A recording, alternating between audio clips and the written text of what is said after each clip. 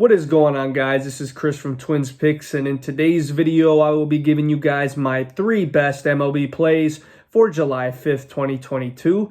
But as always, with that being said, gotta go back look at yesterday's plays, going a 1 and 2 day. Kind of frustrating, not gonna lie. The Astros I had on the run line, they were down 5-0 early. Jake Odorizzi coming back from that injury just did not look sharp right from the get-go, allowing a lot of hits. His control was kind of out of whack.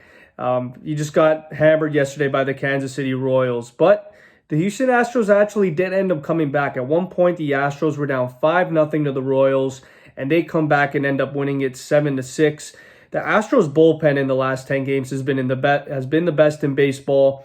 And when the bullpen is going and the pitching is consistent, the boys will try and win it for that reliever and for the bullpen, and they did it yesterday, coming back winning. Yordan Alvarez with the bomb in the bottom of the 9th, getting the 7-6 win, but unfortunately it didn't come in. The second play that did come in was the Mets' first 5 money line. Shout out to Francisco Lindor getting that solo shot in the top of the 5th inning to cash it out. Brandon Drury tied it. I believe it was in the 3rd inning, a 3-run bomb to make it 3-3. Nimmo got it, I think he got it going in the 1st inning.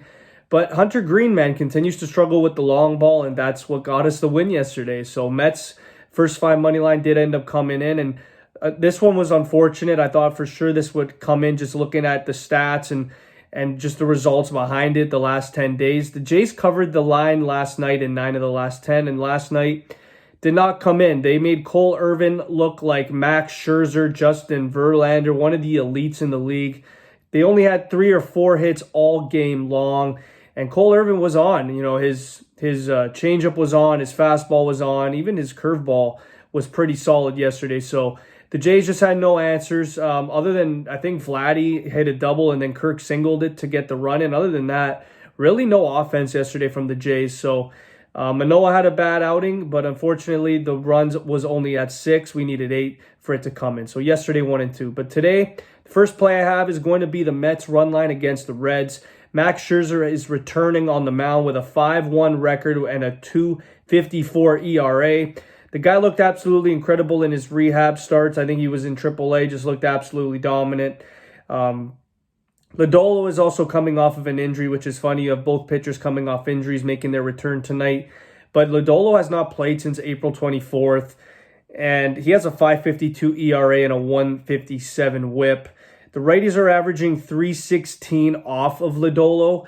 And, the righties specifically on this Mets team are those guys that you have to watch out. Pete Alonso, Francisco Lindor, Jeff McNeil. Those type of guys are just absolutely incredible night in and night out. Brandon Nimmo's another guy. Thomas Nido. These guys could thread the needle and they can get the job done. So, like I said yesterday, the Mets are a team that really doesn't strike out a lot. And when they have the plate discipline and going up against the pitcher, first that hasn't pitched in 2 months, over 2 months, and a guy that has kind of struggled with his control, I'm going to go with the Mets in their offense here. And just like the guy, Scherzer too, 295 FIP, and he's averaging 10.6 Ks per 9. I like the Mets on the run line here as my first play at -130. My second play of the day is going to be the St. Louis Cardinals first 5 plus a half at -106 against the Atlanta Braves at home. I know what you're thinking.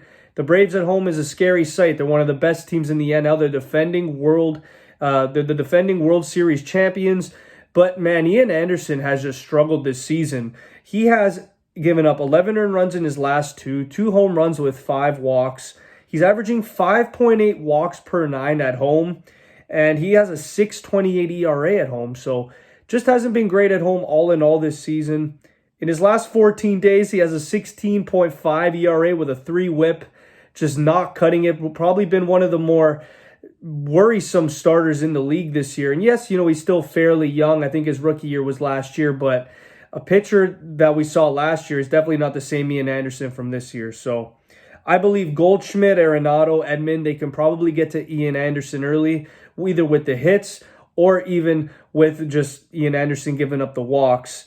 I really do like going against the struggling pitcher here at +0.5 at a really good price. So I'm just going to go here with the St. Louis Cardinals +0.5 at -106. And another reason being is Payante. He's a pitch-to-contact pitcher, not the greatest. He doesn't really get any strikeouts by any means, but he still does get the job done. He has a 1.31 ERA on the road, so I think Payante can hold it down. I know the Braves' bats have been incredible, but I like the Cardinals' bats to bounce back as well and make this one a close 1 through 5. So second play, Cardinals first 5+1/2. And my third and final play, the Yankees run line against the Pirates.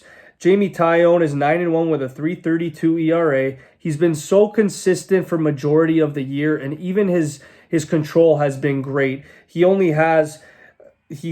been freaking phenomenal. He has a 2.70 ERA with a 1.02 whip on the road. He's 4-0, like I mentioned, on the road. I think this is a bounce back spot for him. He's had 2 straight starts where he's allowed 9 runs in his last 2 starts combined.